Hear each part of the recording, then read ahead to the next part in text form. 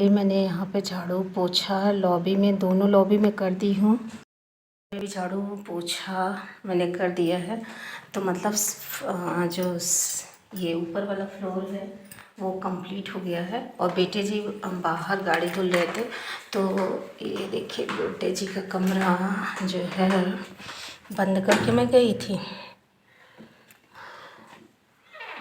बंद करके गई थी और दरवाज़ा खुल गया। कुंडी लगाई होती ना तो फिर दिक्कत ना होती। और यहाँ घड़े में मुझे पानी डालना है और जितना भी कपड़ा हमने यहाँ पे बेटे जी का इकट्ठा करके रखे हूँ, तो सारे कपड़े मैं उठा लेती हूँ। और ये देखिए मैंने अपने सारे कपड़े हाथ में उठा लिया है। और वैसे भी दोनों सीढ़ियाँ जो है झाड़ू पोछा करना था, लेकिन बट मैंने नहीं किया क्योंकि मैं थक गई थी। और मैं बाहर का हॉल जो है झाड़ू लगा ली हूँ। और ये जो ड्राइंग रूम है मेरा, अभी लाइट मैंने नहीं जलाया है तो इसको मैंने नहीं किया है। आज धुलना है बेटे जी का वॉशिंग मशीन पे, और मैंने वहाँ पर्दा वगैरह भिगो के रखा है, उसको धुलना है। बेटा यहाँ पे पानी आ रहा है खिड़की के पास, धुले थे क्या? तो बेटे जी वहाँ पे गाड़ी धुल रहे हैं, यहाँ पे पानी डाले तो यहाँ पे बहुत सारा पानी आ गया है। ये देखिए गंदा गंदा सा। और आज मेरा हॉल जो है ना खुला हुआ था, मतलब गाड़ी बाहर है तो उस पर मैंने झाड़ू लगा दिया। वो मेरी ब्लू किंग खड़ी हैं और उसको भी स्कूटी भी धुल दो, गंदी गंदी सी लग रही है। धूल बहुत आंधी वंधी आ रही थी ना, इसकी वजह से धूल भी पड़ रहा है। तो एक इंसान के लिए जो है करना बहुत मुश्किल हो जाता है। देखिए मैं सुबह में जितना कर पाई हूँ सारा काम खत्म करी, फिर इसके बाद इत्मीनान से खाई एक बड़ा आम। और अभी बॉटल वगैरह भरना है। आटा मैंने तैयार करके रखा है, सोची बेटे जी वो करेंगे तो गरम गरम बनाएंगे। और यहाँ मैंने पानी सहजन का गरम करके रखा है। और ये मेरी माँ आम भेजी थी, तो पहले इसको मैंने धुल दिया। धुल के इसको मैंने सोचा कि सामने रहेगा ना तो खा जाएगा, नहीं तो फिर ऐसा रहता है सड़ने लगता है। और भगवान जी का बर्तन वो धुलना है, मतलब ये सब चीज़ें करना है। इतना बर्तन मैंने मॉर्निंग में धुला, जो भी बर्तन मैंने इकट्ठा करके रखी थी वो सारे बर्तन मैंने हटा दिया है। तो फटाक से मैं एक गिलास लेती हूँ पानी और पानी पी लेती हूँ। और ये आम जो है हस्बैंड लेके आए थे, तो यही सब मैं शेयर करती हूँ ना, तो यही सब लोगों को तकलीफ़ होता है कि ये सब शेयर करती हैं। और यहाँ पे अरहर की दाल है, बादल हो रखे हैं और थोड़ा सा भीग भी गया था। तो अभी आप समझ लीजिए कि मेरा जो पसीने से हाल है, देख लीजिए कि मेरे पसीने से, देख लीजिए दिख रहे, एकदम से नहा ली हूँ पसीने से।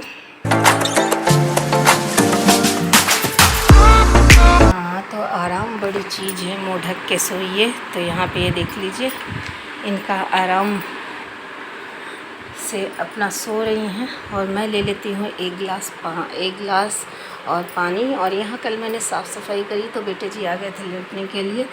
तो एसी अभी बेटे जी का उसमें नहीं लगी है ना, देखते हैं। मैं कह रही हूँ एसी लगवा लो, तो बेटे जी कह रहे हैं कि नहीं एसी नहीं, एक कूलर आता है छोटा सा, मतलब लंबे में पतला सा कूलर आता है। तो बेटे जी कह रहे हैं कि मम्मी भाई कूलर लेना है तो दो कूलर लेना पड़ेगा, एक बिटिया के लिए एक बेटे जी के लिए। तो फाइनली मैं ठंडा ठंडा पानी ले लेती हूँ घड़े से। और आप लोगों को पानी पीना है।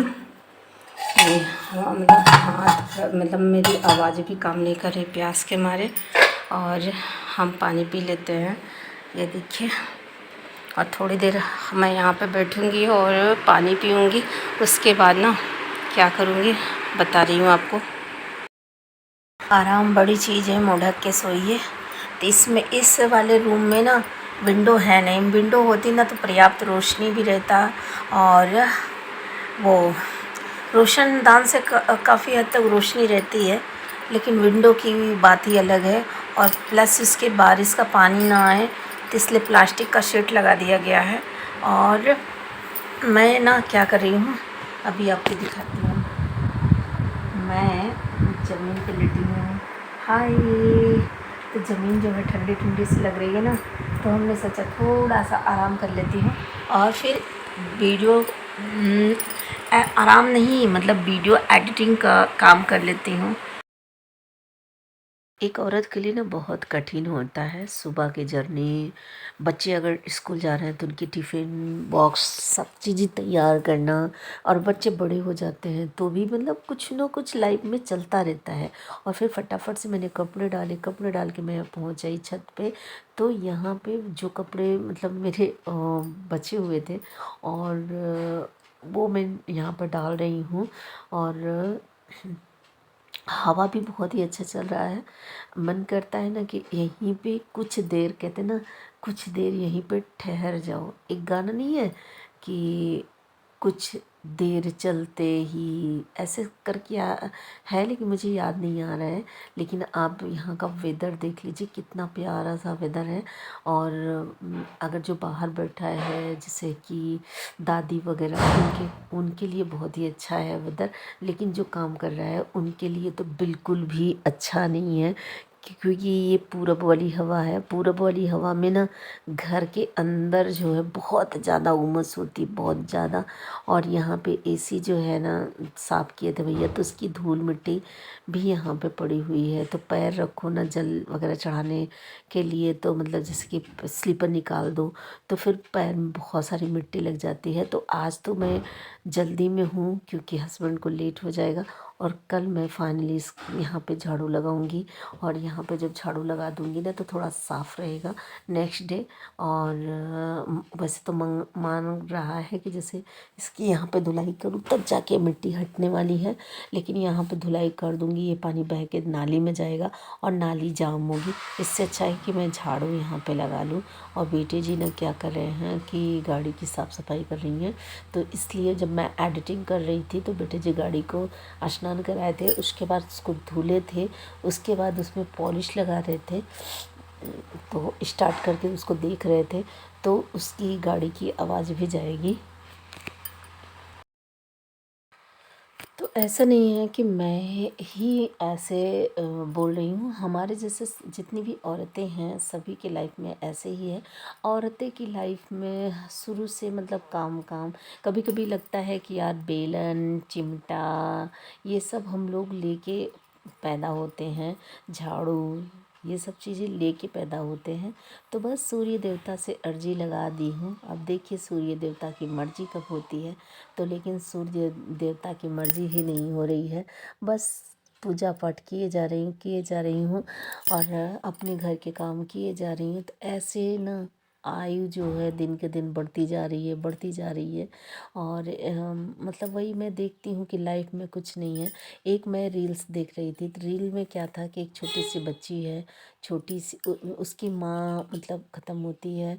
और फिर उसकी बेटी होती है, बेटी मतलब माँ बनने वाली होती है। फिर उसके दो जुड़वा बेटी होती हैं, दोनों जुड़वा बेटी फिर धीरे धीरे मतलब बड़ी होती हैं। फिर माँ शादी वगैरह करती है। फिर बच्चे जो है मतलब जैसे ही शादी करते फिर अपने बच्चे, उनके बच्चे बच्चे होते हैं।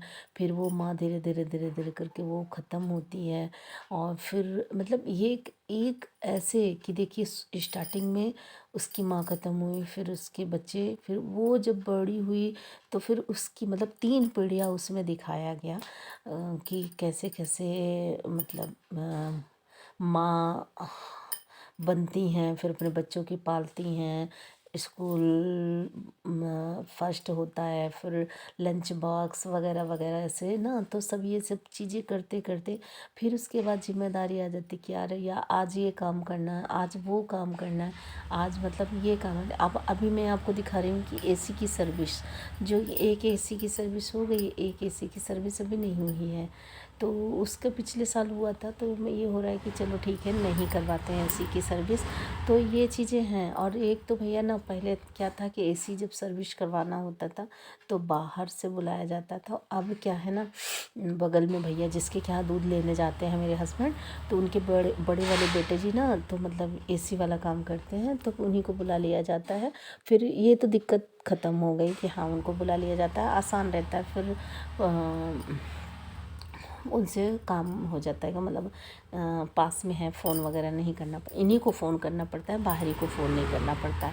तो ये चीज़ें हैं। और मतलब इंसान क्या करे, दोनों हाथ से कमा रहा है फिर भी पेट नहीं भर रहा है यार। इतनी महंगाई बढ़ती जा रही है कि इंसान क्या ही करे। पेट तो भर जाए, लेकिन इतनी जो महंगाई है कि उसमें क्या करे इंसान। तो बस यही सब सभी के लाइफ में चल रहा है, और हमारे भी लाइफ में उथल फुथल बस यही चल रहा है। कोई ये नहीं कह सकता कि हाँ मेरी लाइफ में ये चीज़ें नहीं हैं।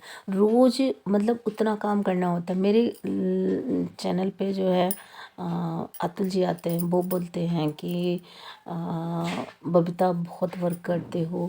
उनकी माँ है और माँ बेटे रहते हैं, और जब मैं माँ के घर जाके ब्लॉग बनाती हूँ तो उन्हें बहुत अच्छा लगता है। वो कहते हैं कि माँ के घर जाया करो। तो हम लोगों का घर तो है ही नहीं, माँ के घर और हस्बैंड। तो आप लोग कमेंट करके ज़रूर बताइएगा कि क्या लड़कियों का घर होता है, क्या औरतों का घर होता है? माँ का घर, हस्बैंड का घर, तो इसी में हम बंध के रह जाते हैं, और ना ही कह सकते हैं कि अपना घर। कभी कोई अगर पलट के बोल दिया तो माँ का घर है, भाई का घर है, और हस्बैंड बोल दिए तो हाँ तुम्हारा घर है, मेरा घर है। तो फिर रह जाता है, मुँह बन जाता है एकदम से। लेकिन क्या किया जा सकता है। फिर यहाँ फटाफट से रोटियां बना रही हूँ बस। मतलब हर औरत की यही कहानी, घर घर देखो एक ही कहानी, घर घर देखो आप एक ही कहानी आपको मिलेगा। सबके घर में वही कहानी है। तो फिर मैं कहाँ से अलग हो सकती हूँ। कहते ना सीता जी भी यही सब करके गई हैं। कहते थे ना, रामचंद्र कह गए सिया से ऐसा कलयुग आएगा ना, हंस चुनेगा दाना और कौवा मोती खाएगा, इस तरह से। तो फिर हो गया है ना, मतलब ऐसे ही चलता रहता है, ये ऐसे ही दुनिया चलती रहेगी। और फटाफट से मैं यहाँ पर रोटियां बनाई, और रोटियां वो तो अच्छी से फूली नहीं यार, आधी फूल कर आधा पचक गई, कहते ना। तो 3 पीढ़ियों की कहानी मैंने बताया। आप लोगों को कैसा लगा, आप लोग कमेंट करके ज़रूर बताइएगा। आप लोगों को अच्छा लगा तो कमेंट करके ज़रूर बताइएगा। और मिलते हैं नेक्स्ट ब्लॉग में। कौन सा ब्लॉग होगा वो आप लोग कंटिन्यू ब्लॉग देखेंगे तो पता चल जाएगा। Bye, take care, thank you.